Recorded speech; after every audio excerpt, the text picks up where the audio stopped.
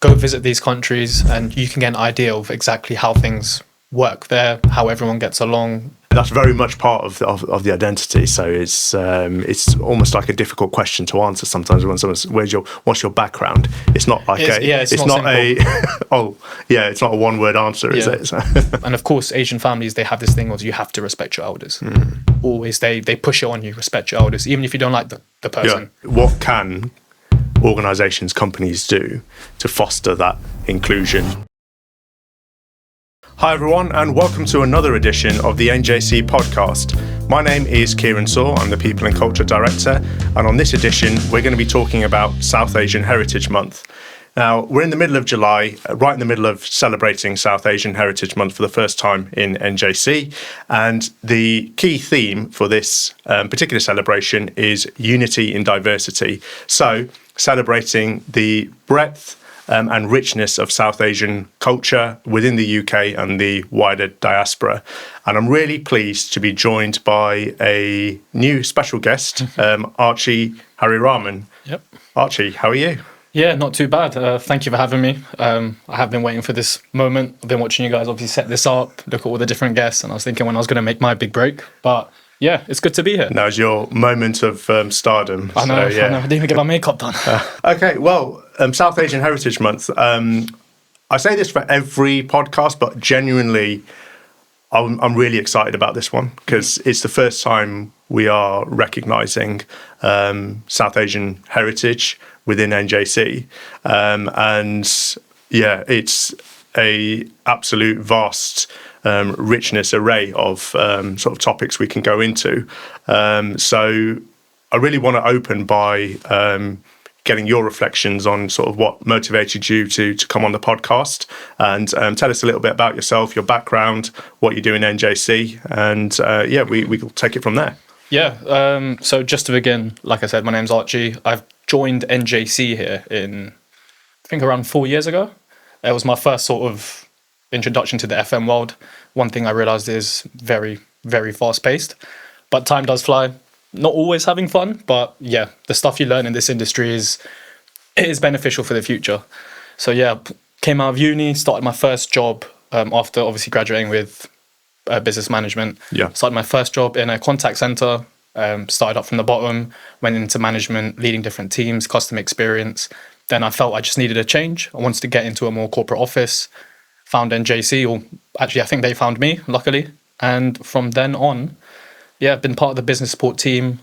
It is a fun team to be around, and I think we do a lot. We have our hands in sort of different pies and operations, so it does keep us busy, but it's a lot to learn, like I said. I'm still learning a talk.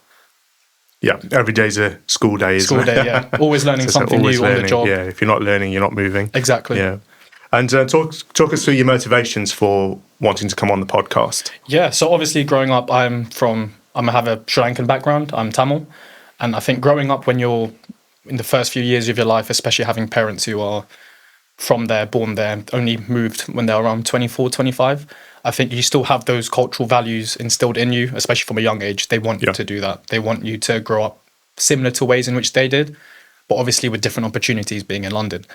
So yeah, it's the same thing, I would say.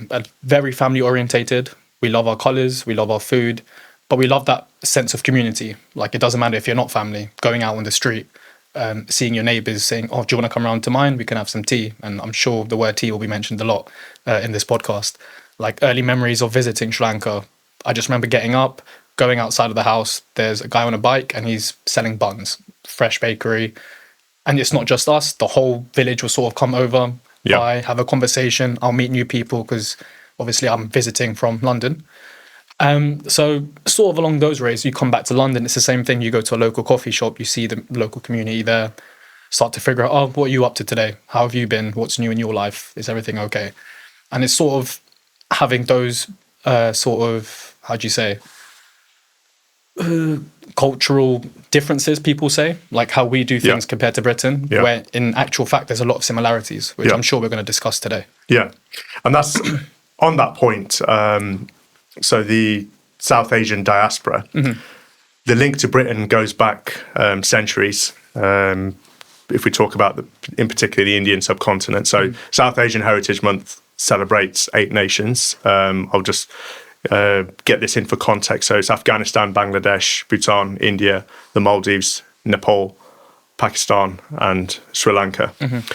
So all around one particular region. But if we look at history, the link to Britain goes back centuries, and we're seeing the South Asian diaspora in the UK entering its fourth and fifth generation to be born here now. So quite well established. You said your parents came in their early 20s, but yeah, obviously there's communities here that have been here for a long time. But maintaining that link to their ancestral origin, if you want to call it that, whilst settling in a newer country, is probably what we want to discuss. For sure. In this podcast today. I want to focus on sort of FM to start with. So you've seen our other podcasts, we've had other guests in. So just what was difficult, I suppose, was probably getting people to come and to actually finding those of sort of South Asian background to come in and talk. Yeah.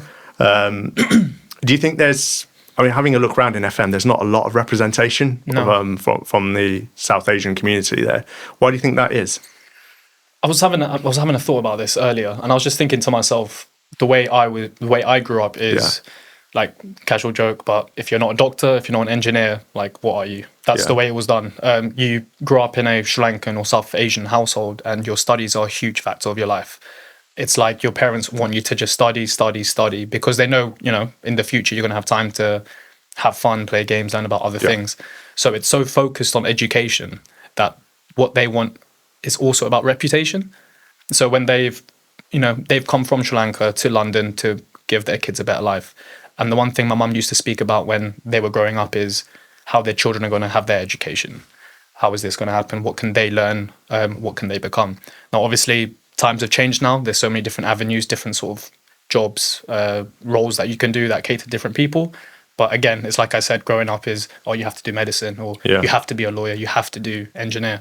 And obviously that does have its sort of negatives because you're so secluded into that one thing, especially if it's not something for you. You feel worse not being good at it. Whereas you could have a whole different career, which you'd be fantastic at, but you're almost controlled in a way to be, no, I need to do this. I need to do the sciences. I have to be good at maths. Yeah. So I think, I would say that's one thing. They want you to use your education. They want you to get an education first and then go out and do all these things. Whereas I think back home in Sri Lanka, there's a lot more obviously FM related stuff, but having the sort of choice to move over country with your children, you want the best for them. You want them to get into a sort of educated role. Anything else I would say, reasons why? It's kind of like there's representation in the support roles, aren't there? Like finance. 100%. Yeah. NHS, yeah. But yeah, from a frontline perspective, there's it's quite unique in that aspect, isn't it? They want you to be in a role where education is at the forefront, where you need a high education for it. Again, either due to reputation, especially because in Sri Lanka, South Asian families, they're quite big families. They have reputations. They speak to their aunties, their uncles, their cousins, saying, "Oh, my son's doing this, my daughter's doing this," sort of keeping that reputation up. But once they actually move over here, and once their kids sort of hit a certain age, they kind of realize, maybe there's more to it. Maybe there's other things they can do. They want us to be happy, etc. It's a bit of a learning curve. I think probably that's why the communities here have, on the whole, pretty much thrived pretty well. After being here for coming up to nearly 100 years now, or even more. It's like, as you've said, like that first generation that comes across wants the best for their kids and sort of encourages them into roles. And education's massive, isn't it? Education is. Education, Like it's it was always do well at school. Even with me, like growing up, it was always, well, obviously there's sports as well. I'm sure we'll get into that later, but sports was a big thing, but education was always at the forefront. And it's one of those ones where they want you to do more and more. It's like they'll try and sneak in, why don't you do a PhD? Why don't you do a master's? Just, maybe it's also for like a selfish reason for them to have that sort of entitlement that, I've worked hard and now my kids have done this. But then, like I said, after being here for so many years, like I never thought my like I never thought content the way it is released now, content creators, like my parents would never have understood how that could make money. Yeah. And now they're on TikTok 24/7 and they realize, oh no, this is another avenue you can take. It's not just the generic be a doctor, do this. More for status, you'd say. Yeah. It's almost like a stereotype, isn't it? Oh, big stereotype, yeah. I remember working in the pharmaceutical industry. So I was doing a HR role there for a big pharmaceutical retailer. And so we used to go out and visit sort of different pharmacies and stores. I used to walk in and they'd be like, oh, you're the pharmacist for today. I was like, no. No, it's the same thing. It's like in school growing up, in maths class, everyone would just look at me like, oh, aren't you good at maths? And like, honestly, I'm pretty average. I'm okay. Like, I'm not that kind of person. But again, it's because after school, you have tuition as well. Your parents would put you in tuition. Yeah. Even if you didn't need it, it's just having you there studying, obviously for our own benefit. But at the time, we don't see it like that now. It's just kids growing up, having to study more, not being outside playing football, stuff like that. Yeah, definitely. So going back to Sri Lanka, do you want to talk a little bit more about the history and sort of the link between Sri Lanka and Britain? Yeah, so just to start off, as obviously the British Empire was there, it was colonised. I think Britain was one of the last empires to colonise them. I think the first one was the Portuguese. Then after the Portuguese, it was the Dutch through the East India Company, I want to say. And then after that, the English came, and then they left around 1947, around then. Yeah. I'm sure someone could chat GPT this, but I don't want to be wrong. Yeah, no, that's but around then, that's when the empire left. And obviously, we were talking earlier about tea, and that was one of the main exports which Britain came to Sri Lankan for. It was Sri Lanka for. It was tea. Tea, and I think cinnamon as well. Yeah, it's interesting. Like, so the colonization of the subcontinent didn't actually happen through force. It was done through business. You mentioned the East India Company there. So I think it started off in the 1600s with the East India Company. And because that area is, I think at the time, it's still extremely diverse. I think if the analogy I use is if Europe was to unite as one country, it still wouldn't be as diverse as the subcontinent there. Yeah, there's different languages, religions, dialects, whatever it may be. So the East India Company basically were instrumental in sort of saying we'll protect each individual kingdom if you exclusively trade with us. And over the years that got more and more. The company grew bigger and bigger. It had its own army, and in the 1800s there was a mutiny. The Sepoy mutiny, I think it's called. And then that caused the British government to sort of take over, and that's when sort of full colonization happened. So the trade, the history has been interwoven for generations. And it's part of the reason why there's such a large sort of South Asian diaspora sort of right across the world. So we've got there's a significant population in East Africa, Kenya, South Africa, everywhere. So many. Singapore. Where else? Europe. Australia, Canada, America. Pretty much everywhere. I can't think of another sort of community that's sort of that far spread, to be honest. It's difficult to. It is difficult. So just again, sort of focusing on you said on the history on trade and tea. So do you want to talk about sort of Sri Lanka's main exports? So obviously the main export would be tea. They call it Ceylon tea. So that was like their biggest thing. I think only coming here and growing up after your childhood years, you realize the similarities and the differences. And I was saying the one thing that's important to South Asian heritage is family and sort of family and food. So if you take it like this, there's a huge tea culture in Sri Lanka, obviously. They love it, even everywhere in South Asia. But also here, it's the same thing. You have high tea, you have this. We have something similar. We call it short eats. If you know, have you ever heard of that before? No. So imagine high tea, but instead of like sandwiches and instead of clotted cream and scones, it's more savoury snacks. So whenever there's, in between meals, if you have tea time, over there it would be filled with these short eats. And every single time they have that, they go outside, they ask their neighbours, why don't you come round? Please come in. They host, So those kind of things, like Well, it's coming up to really 3 o'clock now. 3 Maybe o'clock, we yeah. can Do a have good yeah. quick tea. Yeah. So again, like I was saying, those similarities, like you have tea time here, you have high tea, a quick cuppa, like they like to say. Same thing over there. Good to see the teas come from Sri Lanka. Yeah. It's lovely tea as well. What else is there? There's also cinnamon. I think back then it was rubber as well. I want to say rubber. okay, yeah. And I'm sure there's a lot more. It's just not coming to my head at the moment. Yeah. Yeah. There's obviously spices as well. Yeah. Which I think mainly would come from India. Yeah. Because of the way the cooking is, there's differences. We have different kind of spices or powders. I think food is a main factor into what brings everyone together. Food and family. It's what you'd expect in most households, whether it's here or in South Asia. Yeah. Yeah. Do you want to talk about sort of so you mentioned the link to India then? Do you want to talk about the differences between India and Sri Lanka? Sri Lanka, yeah. Well, obviously similar food, but not completely the same. Like we tend to use a lot more spice in general. Growing up, it was tough because, I love my spice. I'm used to it. But when I was a child, I wasn't used to it. So I would be having dinner and I'd be on flames. Need water 24/7, asking my mum, please help me. But then after that, you sort of grow up, you get used to it, and now I love spice. Whereas if you look more at India, there's less spice, more cream, etc. Whereas with us, we're more coconut milk, ginger, turmeric, and anything else we use? No, that's, predominantly I'd say coconut. We use a lot of coconut. And the food plays like a massive part of the whole culture, doesn't it? So it's sort of, when there's a family gathering, it's all about the food and the celebration, the drink, the drink as well, 100%. Yeah. It's definitely sort of a party atmosphere. It's very much interwoven into the whole fabric of the culture, isn't it? Definitely. No, 100% agree.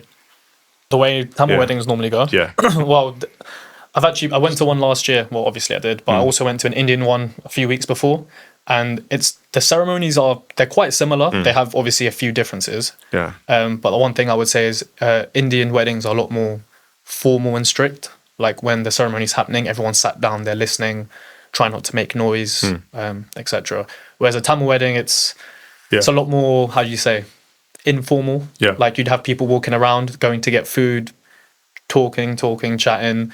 You might go outside, you might see a few uncles having drinks. Doesn't matter what time it is, it's just the way it is. So there are some differences. Not saying it's a cultural thing, but it's more, I don't know, I think Indian weddings are a lot more formal. A lot more formal. I wouldn't say boring in any way, because when ceremonies happen, because so much is going on, there's actually a lot of stuff you can take in, understand how they do things. Similar to what we do, but I would say wedding-wise, it's a bit less informal. Or maybe it's just the crowd. You never know. You never know. Maybe, and do you want to talk about a little bit about sort of the different groups in Sri Lanka? So I know we were talking about the different religions. So religion-wise, the main religion in Sri Lanka is Buddhism. Yeah. Then after that, you would have Christianity, Hinduism, then Christianity and Islam.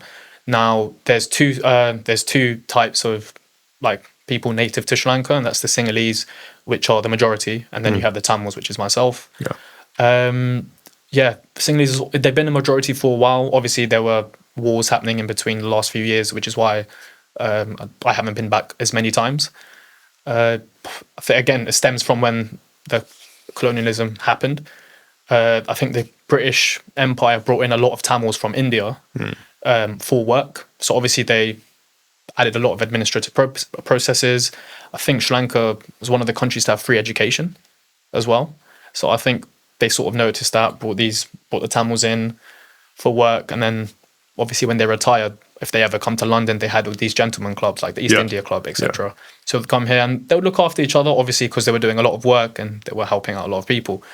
I think later on what happened was, as that sort of fell away and the empire left, it was more, the Sinhalese are the majority, so they have more of a control as to what's going on. They also didn't like the fact that the empire brought in a lot of Tamils to help out and do this. So obviously there was a lot of, well, you would say hate. I don't really like using that word, but there was a lot of hate and altercations and a lot of animosities. And then I think in 2009 or around then, just before, there was genocide and stuff like that the genocide of Tamils. Obviously there's two sides to every story. After that genocide, I think a lot has changed. There was a lot of, war-bombed beaches and all of this stuff. I think that's all coming to an end. They're making it look nicer. there's less hatred towards all of those things going on, which is what you like to see, really, because we want people to move on, move on from all this stuff. It was a very hard time for my family during the time it happened, not being able to go back, wondering if family are okay. But again, it's not just South Asia; that happens everywhere. So yeah, it was tough for my parents during that time. But again, it's different because I wasn't born there. I wouldn't have the same sort of passion, especially because I was so young.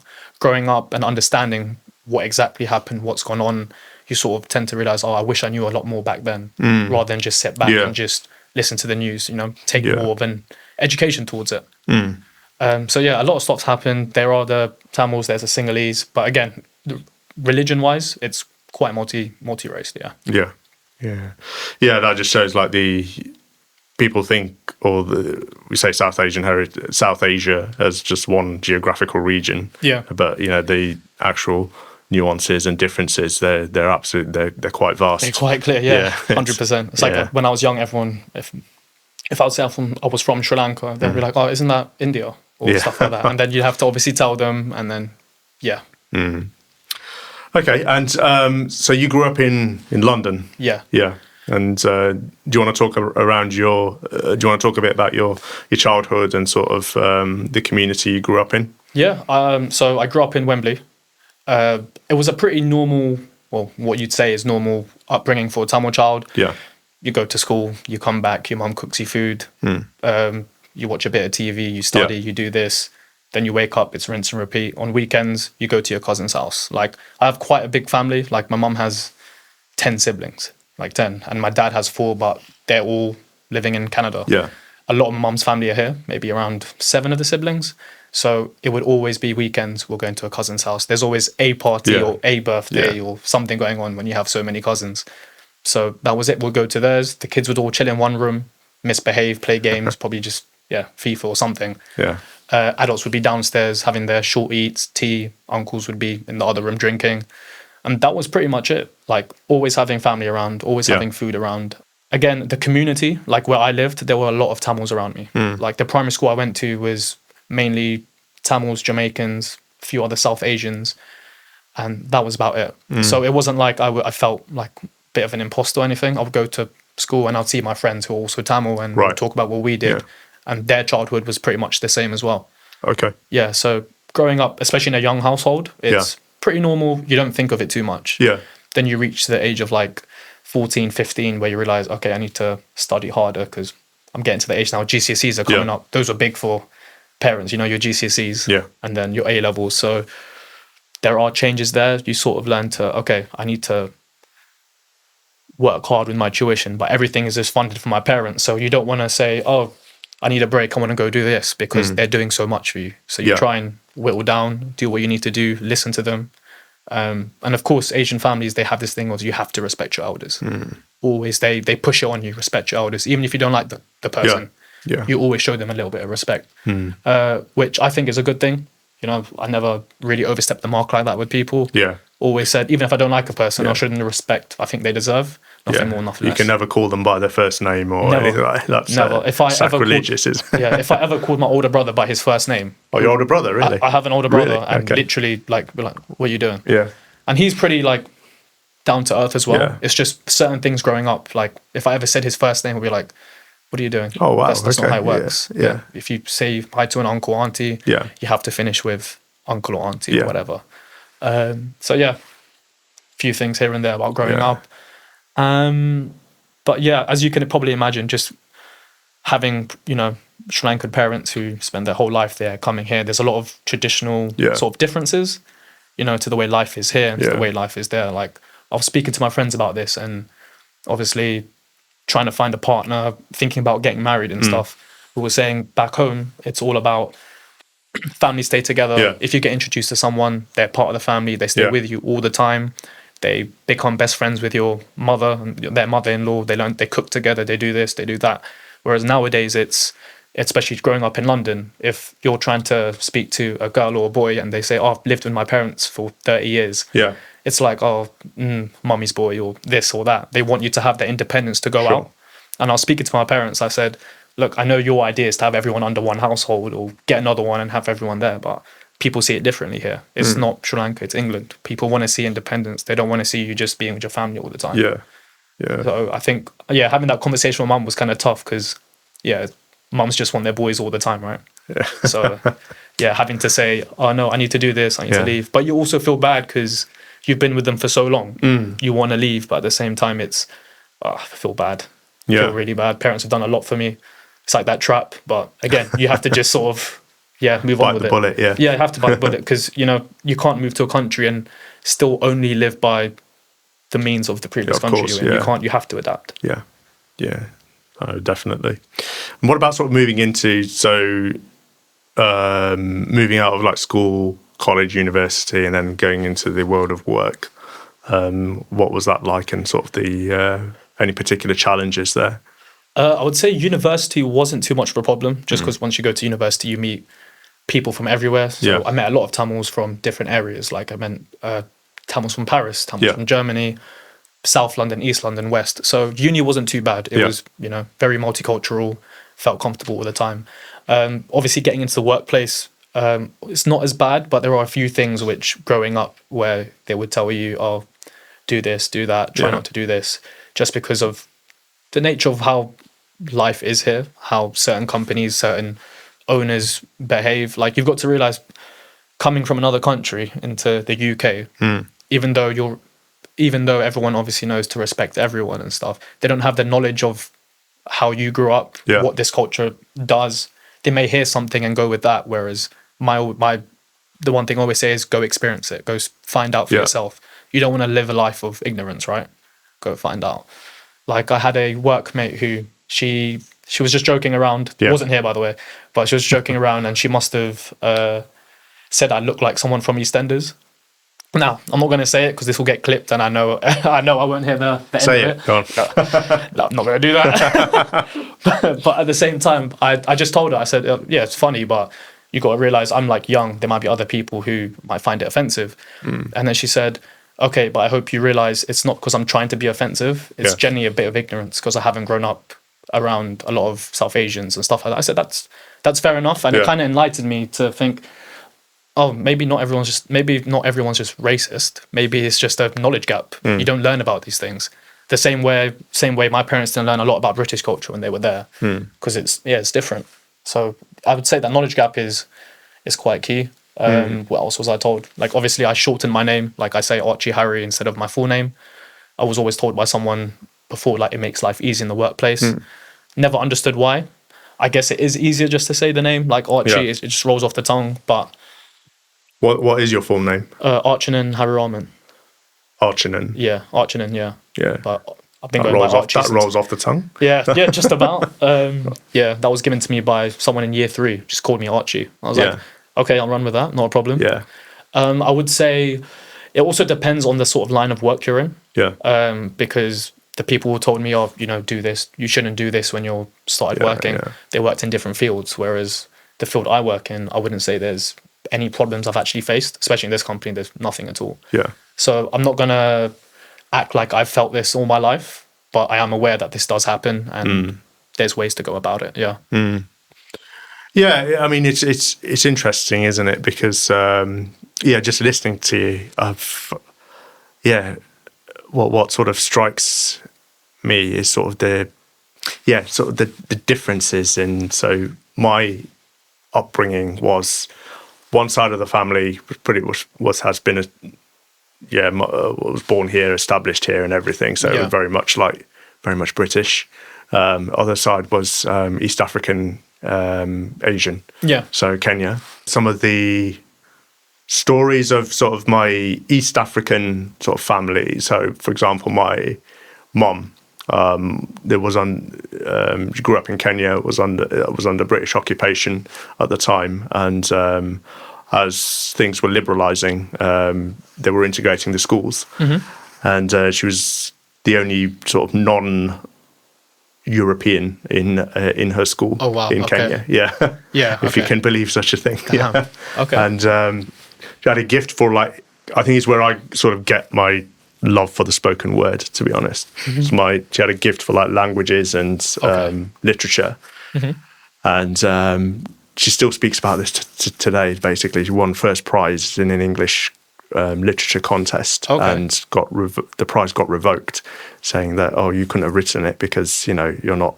Oh wow. Yeah, you're not of English descent. That's unbelievable. And but just use that into a positive, into distill that into myself and my sister to say, look, you need to study, you need to overcome these things. Yeah. It's the world is there's going to be obstacles in your way. Yeah. You just sort of take it on the chin sometimes and rise above it. 100%. Yeah, and similarly with so the other side, my uncles were basically, talking around growing up in the 50s and 60s and it was a different place to what it is now. Yeah. And so one sort of tangible example is sort of like hearing them sort of running, like going into school, being afraid of being beaten up, and and then running away, and deliberately trying to keep a low profile. 100%, yeah. But it's interesting. Like when I spoke to my grandparents when they first came here, this was like after the turn of the war or something. They've kind of look at it through rose-tinted spectacles, thinking it was such a great time. And there was we were like, it was fantastic. It was a fantastic place, and to them, I guess it was because it was a new life and it was sort of a new opportunity. Mm-hmm. So they saw it as a case of this will help our families going forward, the next generation, the generation after that. And I think as we talk about that momentum, I'm going to call it, that links hand in hand to inclusion. So I do ask this on sort of every podcast, but what can organizations, companies do to foster that inclusion, sort of that a little bit more? Obviously, we're sitting here talking about these fantastic causes, but what do they mean in practice? So what do you think organizations should do? And the answer, it's a rhetorical question. Yeah. There's no sort of correct answer or incorrect answer. In my opinion, it's like I stated earlier, it's all about that gap in knowledge. Yeah. So it's very easy to, let's say, go out, make a few posters and say, it's Diwali. We're celebrating this. Now is the time. Join us in this. But I think it's more about understanding each sort of culture's own upbringing towards it. Like, for example, I celebrate Diwali, but I'm not Indian. So we do things a bit differently, pretty much the same. Yeah. We have certain dates. So I think, what else could they do? Again, it's kind of hard. We were saying earlier that there's not many South Asian heritage workers we have here. We don't have a lot. And I think the more we had, the easier it would be to spread that message and sort of boost that sort of knowledge and awareness. Right now, I can't, because we have so few, I think the best thing to do a company can do is when maybe the next Diwali or something, do a bit more, maybe add a little link to what it is, or add a little training session or a little questionnaire as to what they've learned from this little video. Because it's not just about, they're celebrating Diwali, it's their, it's one of their holidays. It's what does it mean? What does it mean for each sort of person from South Asia, not just Indians, for Sri Lankans, for whoever does celebrate it, what that means to them. Because then you can pick on the sort of differences and then you can speak about it to your colleagues. Like, I've learned this. Can you tell me about it? And then through word of mouth, the knowledge gets transferred and awareness is brought in. It's tough to do when there's a short number of people. Yeah, I think the number is one thing, but I think just by having the conversations or just by that visibility, I think we said it on the last podcast as well, because a lot of this stuff is cross-sectional, cross-dimensional. So celebrating one sort of culture, another culture may say, "Oh yeah, that's really good. I want to take part in that." It's all about that inclusion. Exactly. It's about inviting everyone to the party. And, I agree. Having that conversation. So as a company, it's difficult because we don't want to be too prescriptive by saying this is what we're going to be doing, this is how we're going to be doing it. I think it's just allowing that platform where people feel comfortable sort of coming out and saying, this is my culture, or this is, I know a bit about that. I can sort of, I can take that forward a little bit. Yeah, then, or even like just having, like, if it is, doesn't matter if it's South Asian or East Asian, whatever it is, whenever that day comes, that special traditional period, maybe have someone speak out just for maybe 20 minutes just to say, this is why we're doing this. This is what it's about. Bit into the history. Yeah. then just give them food. Everyone loves food. You know, they'll remember Food's more if they're always fed good. well. Yeah, yeah. That's how it is. Food's always goes down well. Is a But winner. Yeah. It is tough for companies to sort of gauge how to improve those kind of things. But again, consistency. You've got to keep going. Eventually, hopefully, it will grow. Awareness will grow. More South Asian people hopefully come into the company or the FM sector. Yeah. Then through word of mouth, it just grows and grows. Yeah. Yeah, and I think, I mean, the concept of sort of culture is quite fluid, isn't it? It's not. We've seen the diaspora across the world of South Asian people, and where they've settled in different areas of the world, they've sort of assimilated that area of the place they've settled in, and it becomes like a amalgamation, a hybrid, a different culture, a different culture almost. And I can use sort of the Kenyan example there. Like when people ask like, "Oh, what's your background?" I say, East African Cajun. They hear East African. They're like, "What, really? Are you sure?" Yeah. No. So I was like, "Yeah, I am." I'm with you. But that's very much part of the identity. So it's almost like a difficult question to answer sometimes when someone's, what's your background? It's not like it's not a one word answer, is it? So. It's not as simple as what people would think. Yeah. I think by having conversations, it's just raising that awareness, because culture is like it's an ever evolving concept, isn't it? Yep. Yeah. I totally agree. It's having those conversations. The more you have it, the more people sort of retain that information, pass it on to other people. Then people sort of have that aspect of, oh, this is how they do things. Maybe we could take a leaf out of it. This is how we do things. They've started to do this. It's great. I only visited Kenya the first time. Oh, okay. Last year. How was that?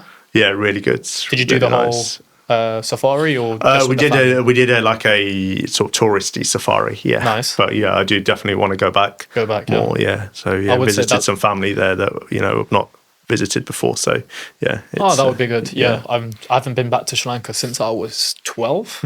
Yeah, so I'm due annual leave permitting, but I'm due a big holiday there. Yeah, 100%, definitely. Get that request on the camera now. Right now. I have to ask Paul, for if you're listening, a few extra days. No, I'm joking. It tends to happen. I've got a few friends who haven't gone back to their home countries in a while. That's a lot of it. Is life just gets busy. Like as a kid as well. Like growing up, your family taking holiday, but then when you reach that age of 16, 17, you finish school. Oh, everyone goes to Napa or Mali or stuff like that. Then the next year, there's always another new holiday where kids want to go to. Whereas, I feel like the holiday sort of trend is everywhere. Everyone's trying to fly out as much as they can. I know when I was a lot younger, there weren't nearly enough people going out on holidays. But that's the thing, traveling, going to the country itself is the best way to get your knowledge. You see for yourself what's happened. Like if you go to Sri Lanka, beautiful place for a holiday destination. The beaches are amazing.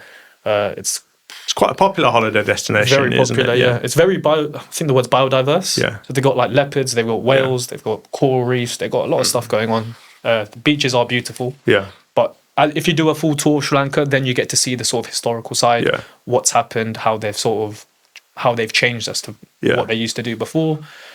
But I would say going to these countries and witnessing for yourself is the best bet. Doesn't matter if it's Sri Lanka, India, Pakistan, wherever. Just go and see for yourself. It's a lot more fun that way. Yeah.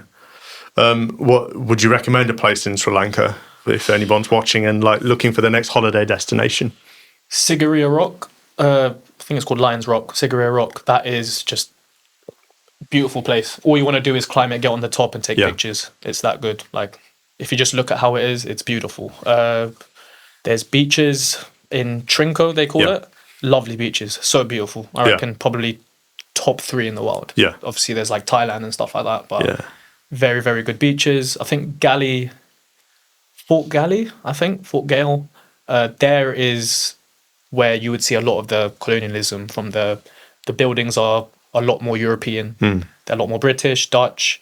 They have shops there, shopping centres. So that's like the place to go and see like, oh, this is how it was before when they all came. Beautiful place. Yeah. Beautiful. There's quite a lot of places. Yeah. But holiday destination, definitely want to go to. Yeah. Oh, definitely. Yeah. Obviously, I do need to see a lot of family when I go back, but I really want to do the whole tour. Yeah. Visit the beaches, visit the temples as well. Beautiful. Really, really beautiful. Definitely something where, you would not have a bad time in Sri Lanka. Yeah, we had Finn, who's got a connection. Who said he's got a connection to Sri Lanka, but yeah, I'll hit him up. Yeah, maybe yeah. Well, you two can organise a trip. Happily, man. Can't think of anything better. Cool. I know from knowing you, like working with you, you're really into your sports. Yes. So is that like a sort of personal interest, or has that come from sort of your background? Because you mentioned sports earlier on in your introduction. Sports in Sri Lanka, it's huge. From, let's say, from a Tamil perspective, very, very big. As soon as you grow up, your parents, apart from the education, they want you to do loads of sports. Like I'm seeing basketball played in Sri Lanka now, and I never used to see that when I was young. They're getting into football, cricket, obviously a huge powerhouse in cricket, or at least was. What else do they play? A lot. They do a lot. Even football, I think they have a good indoor football team. I don't think, obviously, we have outdoor footballers. We're not at that level yet. But also funding. You need to have the pitches. It costs a lot of money. Yeah. But it's good to see, because a lot of awareness is happening now with South Asians in football. I was watching Man United play an FA Cup game. This was last season. And we played Barnsley. I think we beat them like 7-1 or something along those lines. Oh, okay. And I remember the coach came out and basically hammered his team, saying, you can't expect to play against a Premier League team. You say you can play these teams, but when you get to it, you crumble. And then he managed to say, there was one person there who actually played out of his socks. It's the only one I can rely on, and he was a Tamil person. I think he's the first Tamil professional footballer we've had in league football. Okay. His name's Vimal, yeah. Plays for Barnsley. I think he's from Wales, though. Yeah. So obviously, maybe not the UK, but sorry, maybe not London, but he's England, from Wales, yeah. So there's that. I think even in the World Cup, there was a Congolese player with Tamil roots. Yeah. There's someone from Australia with Tamil roots. So that awareness is growing, but it's not just about Tamils. Like Man United had Zidane Iqbal, who was a youngster. He was from, I think, Iraqi heritage. Yeah, Iraqi heritage. So it's good to see, because growing up, so many Sri Lankans play football. Especially growing up in the UK, like all we want to do is just play football. Yeah. When school's done, go outside, get a ball. Yeah. I was saying this the other day. Nowadays, you don't see that. You don't see a lot of kids out on the streets just playing football. You don't, do you? Whereas when I was growing up, it was everywhere, right? Nowadays, they're just, I don't know, Fortnite. They're just inside. Yeah, I've noticed that the streets are. The greens are empty. Yeah, it's just so empty. Whereas, every corner you would look, there's a guy with a football, a girl with a football. We had a lot of, obviously there's a lot of charities, there's a lot of like organizations who set up all these tournaments or clubs which we play for, like for Tamils, for Sri Lankans, or even Asian heritage. Like there's a lot of those, which I think is good, because it's good to just have those people competing, realizing they want to take it further. Sure. Contacts will come in there. It is hard to obviously gain awareness in football for South Asians recently, but I think we're coming to a stage where a lot more will be sort of promoted or put into academies, because there's so many great football players, so many, and not even here, Norway, so many great Tamil footballers. Like if you go travel around, it's unbelievable. Yeah, like all these tournaments I used to go to, there would be a team coming from Norway or from France, and absolutely hammer everyone. Yeah, I think the challenge is what we spoke about earlier, isn't it? It's like the career path. It's very much like going to medicine or going to their parents will push as much as they can. Yeah. Then it hits GCSEs and it's like, well, you got to pay the bill somehow. Yeah. Like I had one of my friends, like I play badminton. He's a few years older than me, and he was coached from a very, very young age. Yeah. For his age at that time, under 17, was probably the third in England. Yeah.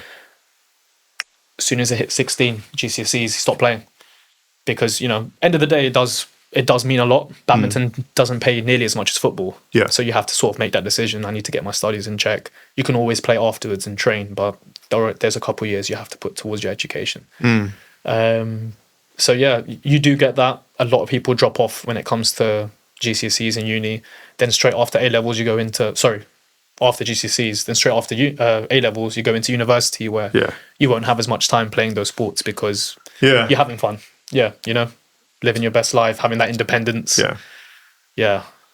You see that, don't you? I mean, with the sports teams representing England, there tend to be sort of generally diverse yeah, but Not exactly with the South Asian heritage. yeah, that's missing from the sports teams. But if you look at, I don't know if you watched, well, I don't know when you watch the news, if you look at Parliament or something, then it's much. You see many more South Asians. Asians, yeah. No, I Parliament. get what you mean. Yeah, it's just sporting wise, we want to see more. it's there's representation, but in different areas, isn't there? There's So thanks, Archie. So we'll do a bit of a quick fire round now, just to like I said, we could probably fill hours and hours on this topic, and we've not even scratched the surface. And I know there's several other countries we've probably not qualified to talk about, but are also part of the South Asian sort of heritage and diaspora. But if we look at a quick fire round, just to get to know a bit more about Sri Lanka. So what's your favourite Sri Lankan dish? Rice, aubergine, and mutton curry, or lamb, or goat, those. So do you have all that together? All that together, yeah. All mixed in, yeah? No, not mixed in, luckily. Okay. Just like a curry here, the rice, a vegetarian dish, and that's all you need for me. Any good sort of Sri Lankan restaurant within London that you could recommend? Oh, yeah. Hoppers in central London is great. There's one in Clapham. It's called the Tamil Crown. You guys heard of it? Mate, go on a Sunday for the roast. It gives you like a Sri Lankan roast. Unbelievable. Really good food. Really, really good food. I was surprised. That's one I would say definitely go hit. There's a lot where I live in Wembley. So many that I can't. I just can't name. There's so many. And I'm sure there's more opened up in central London. Yeah, I love home cooked Tamil food. Yeah, whether it's from my uncle, my aunt, my mum, whoever really. I like it being home cooked. But it's nice to go out to a restaurant with people who aren't like Tamil. Yeah, let them try the food, see how it is, like sort of get their taste for it. Yeah, I think we've got to try one of these restaurants actually. Oh, definitely. Next company lunch. Next 100%. Company lunch, exactly. Let's get on it. I'll help. Yeah. Favorite Sri Lankan festival? Bit of a basic one, but I have to say Diwali. So we call it Deepavali, but pretty much the same thing. It's just growing up, every Diwali, my mum does a lunch. Everyone knows that lunch is going to happen. Yeah. She doesn't have to put out reminders. They know where to go. We would eat freshly cooked vegetarian food. My mum would be up from 4 a.m. cooking because it's for the whole family. Yeah. And even when they lay the food out, we're eating from banana leaves and stuff like that. We try and make it as traditional as possible. Yeah. Everyone sits, has a tea after, then they get on. Some people would have to go back to work because we're not young anymore. Yeah. People go back to work. People go home for a nap if you're at that age. But actually, I say that. But after I have that meal, I need a nap. Yeah. I definitely need it. All that rice is it's crazy. So it fills you up, doesn't it? Definitely. Okay, and then you've got an interesting story. So when people talk about Sri Lanka, and Sri Lankan heritage. Associate a certain comedian. Here, so talking about it and the stereotypes about Tamils being great at maths and stuff. So the comedian Ramesh Ranganathan, he used to be a maths teacher and used to teach my cousin when she was growing up and going to school there. And she used to say all the time he was hilarious. A good teacher, obviously, but he would say he's hilarious all the time. But again, there are other people, like, I don't know if you guys would know, a singer/rapper called MIA. Ever heard of her? Paper Planes. There you go. So she's Tamil and she's big in the sort of Tamil community. Yeah. She always praises us, does her best to raise awareness. She was cool. And for me, I used to grow up on a lot of American rap. So I remember watching, I think it was the VMAs, and she performed with Kanye West, Jay-Z and Lil Wayne on a song. And she did it whilst pregnant. So I was just thinking, unbelievable stuff. Yeah. Like, who would, like, first of all, being that heavily pregnant, but having the opportunity to perform on stage with 3 of the biggest rappers at the moment, it's sort of like, oh, that's amazing. Like, really, really good to see. Makes me feel proud as well of being Tamil. Like, especially when she was making music, there weren't a lot of Tamil musicians, especially in the UK. Yeah. Obviously, you got classical singers who are vastly famous and worldwide. But that was something I would say, that hit home. Yeah. Yeah. Oh, very interesting. Very good. And then you've touched on this, but tea or coffee, which one? Tea. Has to be tea. Growing purely, like, I have a coffee a lot at work, obviously get that caffeine in. But growing up, memories of my mum always making a tea. Like, she'd get up early, 5 a.m. to go to, like, Kensington for work. Before she does that, tea would be made for everyone. I'll go down, have my tea. Yeah. Come home, tea's made. Before I eat tea, after I eat tea. So, tea is just instilled in me. Tea and rice, really. Tea and rice. I always say to my friends, if I've gone a whole day without having rice, I don't feel like I've had a meal. Oh, really? Yeah, I feel like something's missing. Yeah. So weird. No, it's not weird at all. Yeah, it's just what I've grown up on. Obviously not for breakfast, but I just need rice in my life. Yeah. Amazing. Yeah. So Archie, to help round off, you've got a few interesting facts about Sri Lanka that you want to convey to our viewers and listeners. So what are those? 100%. I don't have a long list, but off the top of my head, I believe Tamil is the longest continuously spoken language, or one of them in the world. Wow. I want to say it's Tamil, Chinese, Aramaic, and Hebrew, and possibly Greek. It's one of them. It's been around for quite a long time and still actively spoken.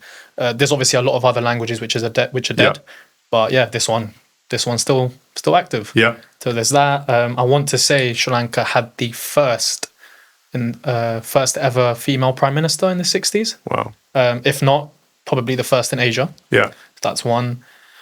Any others? I think the literacy rate, test rates in Sri Lanka, I think the highest in the whole of South Asia as well. So those are 3. Yeah, and those are the only ones on the top of my head. Yeah. Yeah, I think those are the only ones at the top of my head. Okay. And some of the British traditions that you enjoy as well. So I know there's a bit of crossover. Oh, 100%. So obviously, having been born here, it was easier for me to adopt. But from my parents' point of view, coming here, like, pub culture is amazing. Like, my parents love the pub. My mother doesn't drink, loves to get pub food. Obviously, it's different. Being in a household, we have a lot of Asian food. Loves to go to a pub, sit outside, have dinner, speak with friends, speak with family. Just another setting outside the house. So that's one tradition. I think everyone loves the Sunday roast, which is why I think I was saying earlier in the podcast in Clapham, there's that pub, the Tamil Crown. Yeah. 100% recommend you go. It's a roast, but more Tamil. Yeah. And I think as well, obviously barbecues, being in the UK, there's not a lot of sun. As soon as the sun hits, barbecue weather, you get the barbecue out, you bring everyone in, friends, family. And I think we were speaking about this earlier. I have friends with Kenyan roots as well, and when they have a barbecue, they have a steel pan, they cook a curry in it. They'll be cooking it for so long, and it's one of the best food I've ever had. Do you want to go a bit into that? Because it's called yamachomo, or chomo, okay. We just it's just putting everything, it's like you said, really, in a big pot, and then cooking it. It's sort of blended with British culture now, so we've like put everything together and just have a big sort of party outside. I think that's the ones as well, like especially when you get to the end of it, the ones where they've had that, where I'm at, you always wait for that dish to be done, because it's the one everyone's spent around looking at, waiting for. So that's another good tradition, I would say.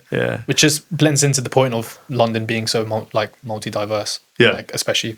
It's interesting, isn't it? Because like a very sort of British tradition, it's got its it's taken its influence and inspiration from sort of other areas of the world as well. 100%. Yeah, and of course, like high tea. Like it's big tradition. Everyone loves it. Especially because we have something similar from Sri Lanka. We have short eats with tea. Similar but different, but it's the same concept. Having tea with people around you, having conversation, having a good time. I remember the cricket team having the sponsorship in big letters. For Ceylon tea. Ceylon tea. Which again, great tea. Really, really good tea. There's that as well. But going on to that point, Sri Lanka, big cricket powerhouse. Maybe not as much now. I feel like the standard has dropped. But we were saying earlier, sports as well. It's in the early 2000s, late 90s, they were sort of at the top of the game. There were several legends in that team, filled with legends. Murali, Jayawardena, De Silva, Sangakkara, all of them. And I used to watch a lot of cricket. Obviously, growing up, I used to play a lot of cricket. Stopped when I got to uni because it's university. So I want to do other things. But as a whole, there's a lot of strong points to Sri Lanka. It's quite enriched in history. It's rooted. Again, like I said, the best way to find out is to go visit. I think Sangakkara still plays for a village team, I understand. I did see that. He scored like over 150 runs in one innings. Unbelievable. And he said the best thing about playing that village cricket is the barbecue afterwards. It's literally what he said, right? So it's mad imagining like going out to bowl and you're facing Sangakkara. It's like Ronaldo going to a five-a-side goal session. Like, exactly. You don't think about it. Exactly. It is good. Great. Well, Archie, thank you so much for your time. Just Pleasure before to be we here. close, what's sort of one closing thought you'd want to leave our viewers and listeners with? One closing thought is to go and experience it for yourself. Go visit these countries and you can get an idea of exactly how things work there, how everyone gets along, the different traditions. And you never know, after visiting, you might adopt a few. And that's what we want. Bring it back to the UK. Let everyone see. Yeah. Excellent. All right, well, Archie, thank you so much for your time. It's been an absolute pleasure and really interesting sort of learning about your experiences and the stories you've got to share. So, thank you so much. No, pleasure is all mine. Thank you so much for having me. And a big thank you goes to you, the viewers and listeners of the NJC podcast. Thank you so much for taking the time to join us today. We'll see you on the next edition. In the meantime, please don't forget to like, comment and subscribe. And we will see you soon. Bye for now.